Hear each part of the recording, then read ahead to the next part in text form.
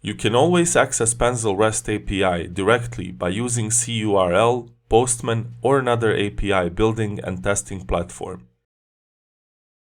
This is especially convenient when setting up Penzle for the first time and testing content retrieval, since it's much faster to set up than the eventual front-end presentation app if you don't have one already. Once again, essential information that we need will be the API URL as well as delivery access token, which we previously created. Check our API documentation to see all of the available endpoints. It's worth mentioning that API also exposes management-related endpoints that you can use to modify or delete the existing content or create new one. In order to successfully establish a connection, we just need to pass in a valid bearer token alongside authorization header. If you use the delivery API token as the bearer token, you will be limited to using only the delivery endpoints. In case you want to use management-related endpoints, you will have to generate and use a management API token.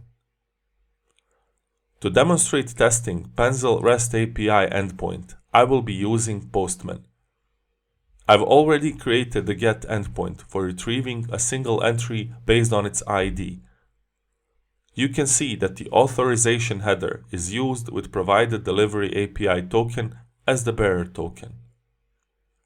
Our endpoint also requires us to know the project code name, environment, and the entry ID. All of this information we can obtain directly from CMS. Open the project to see the project code name. Environment is always listed in the top left corner. Obtain the entry ID by navigating to desired article and opening its info page.